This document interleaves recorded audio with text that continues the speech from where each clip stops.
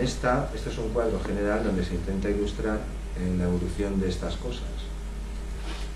Aquí lo que se muestra es en dos coordenadas, son por un lado las especies de las que hemos hablado, las primeras bípedas, la señora Pless, Lucy, y después Homo ergaster y toda la línea que viene a los humanos en el orden cronológico de su aparición. Mientras que, y aquí está su nombre y también su representación cuando la tenemos, mientras que aquí lo que se ha ordenado es las funciones cognitivas o simbólicas relevantes, es decir, para poder para poder distanciarnos en cierta medida del reino animal, habrá que decir en qué somos únicos o en qué nos diferenciamos. Así empezamos la clase, dijimos la última. Para ser una especie que se reputa, presume, en fin, que dice de sí misma que es inteligente, no hemos tenido mucho éxito hasta ahora en ponernos de acuerdo en qué es lo que nos hace inteligentes. Pues para unos el lenguaje, para otros la cognición, de esto ya... es decir, hemos ordenado también en un sentido cronológico de la más arcaica a la más moderna, salvo esta, que es una indicación de la fecha, pues todas aquellas conductas vocales o auditivas o simbólicas que atañen a lo que estamos intentando observar en estas dos clases. Los orígenes en la evolución de la música y del lenguaje, o de la habilidad auditivo-vocal, del canto, también se puede decir así, y no solo del habla, sino de la cultura, de muchas cosas. Bueno, que este es el primero, aquí está Tarzán, Johnny Weissmuller, Conchita, no sé si vimos esto, creo que sí, cuando proyectamos, en una de las transparencias estaba, él está triste, y ella le está consolando por algún enredo de alguna película, pero a nosotros nos ha venido al pelo, para representar hace 7 millones de años, cuando la línea que va a los grandes simios y nosotros nos separamos. Y a partir de aquí se indica en azul cuando esa facultad o esa capacidad es evidente o está completa o está demostrada, y en rojo cuando es probable, porque es más que probable, aunque no haya prueba, y después una serie de interrogantes hasta donde habría que llevar estas ideas según ciertos autores que ya hemos mostrado, algunos que se han salido aquí y otros. Es decir, en primer lugar está la voz, no sé si se ve con mucha claridad, es, por ejemplo, la serie armónica, las vocales, bueno, menos los delfines, todos los mamíferos tienen cuerdas vocales, todos no pueden emitir tanto como yo, por ejemplo, y durante tanto tiempo ni del mismo modo, pero pues voz tienen todo, incluso los delfines que no tienen, porque es otro lío, hacen sonidos consonantes, hacen muchas cosas, en el canal hay alguna.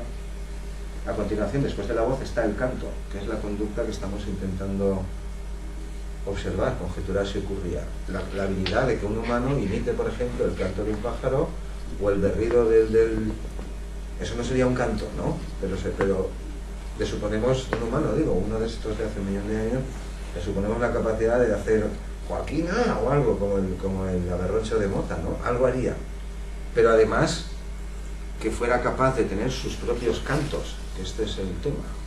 No para imitar, no para asustar, no para nada, sino que estás aburrido porque llueve o no sabemos la razón exacta, pues que concatenes varios de estos sonidos vocálicos o no, o mixtos, en una estructura que se repite, que la puedes repetir otra vez, como hacen ballenas, como hacen algunas especies de pájaros, todas no, pero muchas. Esta capacidad tampoco hay que suponer un estallido de la conciencia ni nada para darla por supuesto, porque está al alcance de otras criaturas mucho más antiguas. Es decir, algunos pájaros tienen sintaxis, claro, tienen sintaxis tonal en sus cantos y rítmica, aunque no es el mismo tipo de sintaxis que yo estoy, una estructura que se repite, que ocurre, canto, lo llamamos canto, de modo que lo hagamos por supuesto, vamos, en nosotros, en el hombre de Flores, por la sociedad que se extinguió hace 12.000 años, y claro, pues no sabemos si tenía fuego, que eso lo han encontrado unos. Bueno, creo que sí que tenía. Tampoco podemos saber si hasta que no aparezcan más restos y más cosas, pues claro, parece evidente que quizá no hablaba inglés, ni floresíes ni nada, pero algo diría. Es decir, nosotros, Flores, Miguelón de Atapuerca, Neandertal, el hombre de Heidelberg, su antecesor, que aquí estamos ya en el 1.000.000 de años, pues ya lo hemos puesto en rojo, y la línea sigue hasta que podemos rastrear no las dos estructuras Homo ergaster, sino que también vamos a incluir aquí a los australopithecus. porque los Australopithecus, aunque tienen más de 2 millones de años y no se les considera homo, acarreaban piedras y probablemente si tenían que asustar a una fiera o a alguien, daban botes y chillaban, como hacen los chimpancés hoy también. Muchas conductas que observamos en chimpancés, pues muchos dicen, no, pero nosotros no. Digo, ¿por qué no? Se supone que esas mismas y algunas más, porque si no... En cualquier caso, lo he intentado aclarar antes. Observar solo los huesos, solo las piedras, pues es muy entretenido y es muy útil y es fundamental. Pero las modificaciones en esas cosas ocurren siempre después, cuando la conducta está ocurriendo mucho tiempo antes. Después, aquí me he puesto yo con la media perilla para indicar cuándo aparecen estas dos estructuras. Y eso sí, empieza en el gáster. Es decir, somos diestros porque, lo expliqué en la última clase. El control motor complejo para tocar para cualquier cadena de actos motores que tiene que ser así y no de otra manera, pues hay aquí una especie de director de orquesta que se llama área de Broca y ese es el que manda. Yo tengo 2 mitades, ya lo sé, pero el que dirige la orquesta de las 2 mitades está en un lado. Y esto ya está en homo ergaster, es decir, que todos son azules. Estos dos están con interrogantes porque no tenemos planos completos. 5 minutos. A ver. No habrán textos.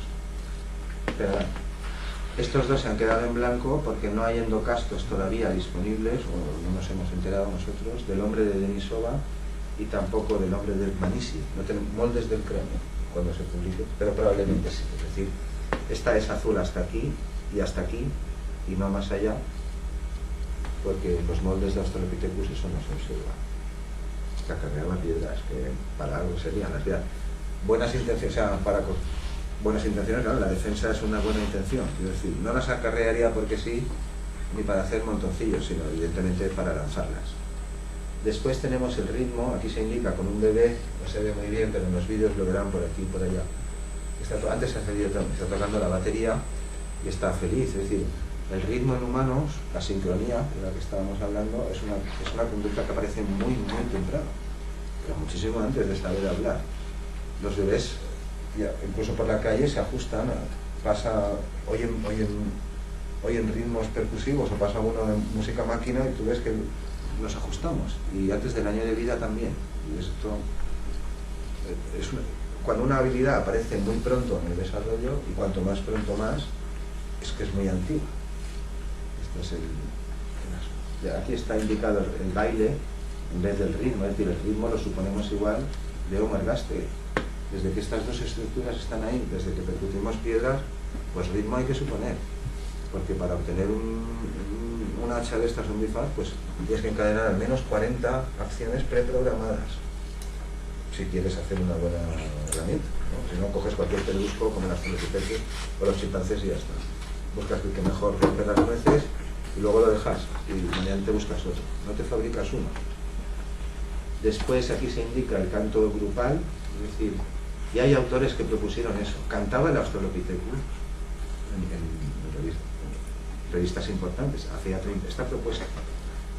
Cantaba, pues eso, llamadas, entonaciones, se comunicaba así, tenía llamadas propias de su especie que le distinguían de otros Australopithecus. Hay al menos 5 o 6 subespecies de Australopithecus hasta ahora que se conozcan. El canto en grupo, pues lo mismo. Esto quien lo ha propuesto es Joseph Jordania. Cuando lleguemos a la clase de polifonía tradicional actual, culturas occidentales, ya lo retomaremos. Él ha propuesto que, claro, estamos cantando en grupo, no quiere decir Claudio Merulo ni polifonía tonal.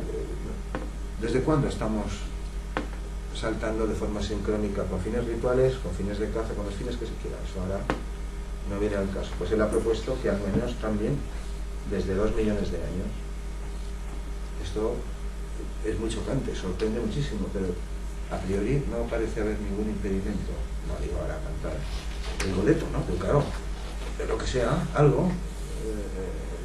Si quieres asustar al otro mientras está comiendo, no le vas a cantar una nana. Tendrás que cantar pues cosas chistridentes, agresivas, o incluso intervalos disonantes, que son los más duros, y tirarle piedras, muchas piedras, porque si no, el bicho no va a abandonar la presa.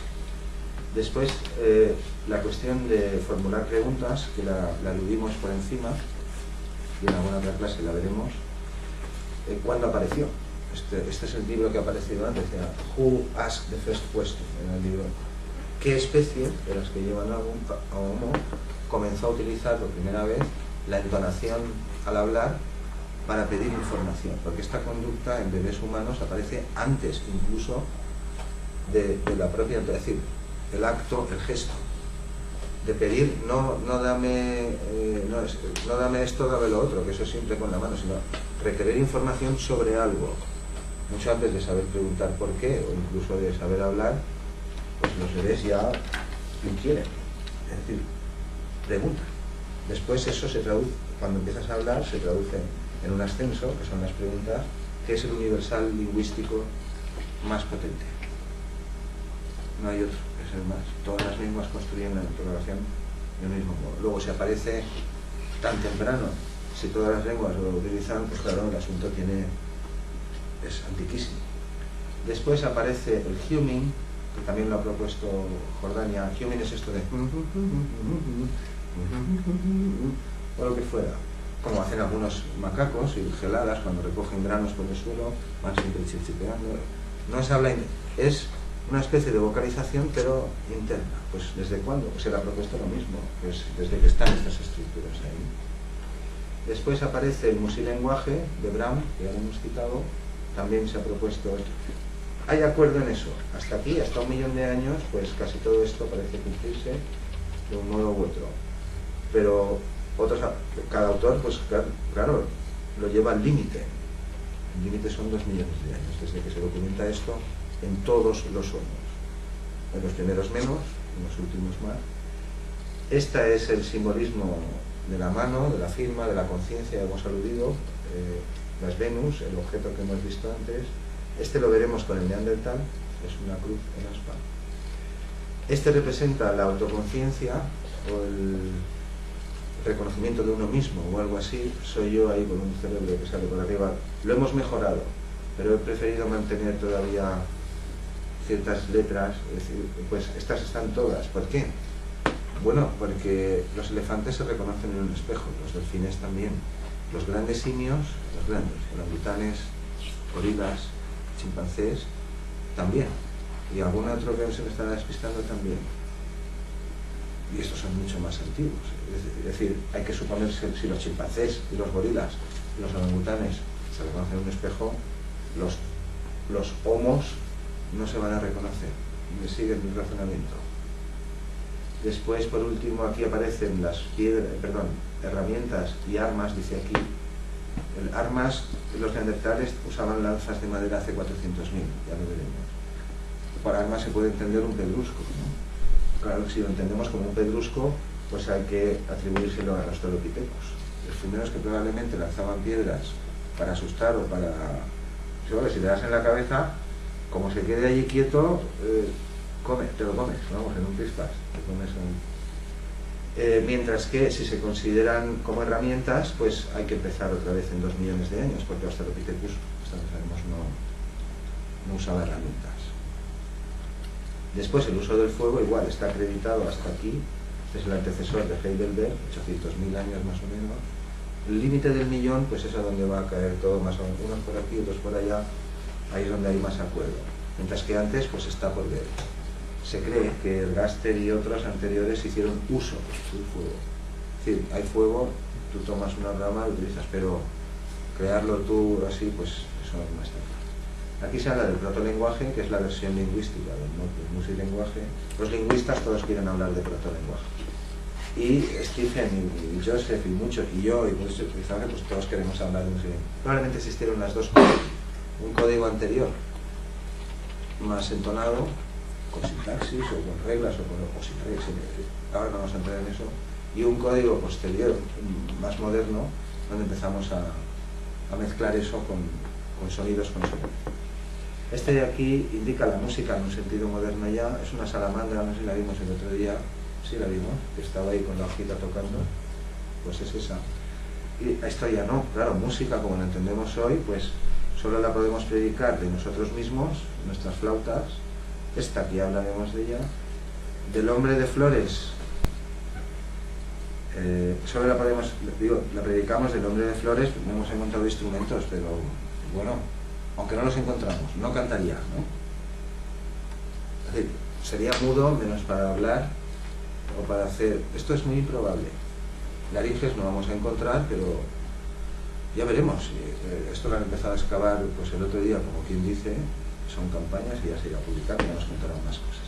Pero claro, si el neandertal que está aquí tenía una flauta, pues Heidelberg, que es su antecesor, también. Y ya estamos en 800.000 años, cerca del millón, más o menos. Y las otras las hemos indicado con un interrogante. Aquí he indicado con mi media perilla el gen FOXP2, del que hablaremos en la próxima. Eso que he dicho, hay dos mutaciones para el habla, en este caso motoras, ya veremos qué hay ahí. De modo que está establecido que el Heidelberg lo tenía, Neandertal lo tenía, Flores, depende de cuándo se diga, probablemente lo tenía, nosotros lo tenemos y de eso hablaremos. Y en esta última se ha consignado el arte, o algo así, es decir, un sentido estético ya mucho más moderno, simbólico, estético, digamos así, como la Venus que hemos visto, o como las pinturas de Altamira, que ya hay de todo. Hay símbolos icónicos, figuritas y cosas así, y hay unos bisontes de un realismo atroz, no sé si lo han visto bien, fíjense, no sé si lo tengo aquí, no, creo que no. Este bisonte concretamente está pintado no sobre una superficie plana, sino sobre una piedra irregular, pero eso está con sombras, con grados de color, que cumpla una función ritual no se niega, probablemente también, pero es un objeto artístico de todas. Aquí en cambio lo que vemos es el primer grabado geométrico que sabemos de Neandertal, si lo mostraré el último día, que son 4 paralelas cruzadas perpendiculares 2 a 2, es decir, 16 ángulos rectos. Así chiquitín, está en el suelo, lo veremos el próximo. Y con esto y un 8, este ya lo hemos visto, refleja la sincronía ancestral. Esta es la que siempre que aparezca en cualquiera indica que claro que hay voz, y claro que detrás de esa voz hay una historia evolutiva muy dilatada, sea de quien sea. La perilla, ya lo van viendo, indica este asunto de lateralización cerebral. Y este es Harry, yo lo llamo Harry, no sé cómo se llama, es un neandertal reconstruido, de los cuales veremos unos cuantos, bastantes en la próxima sesión. Bueno, pues un placer. La semana que viene más y mejor.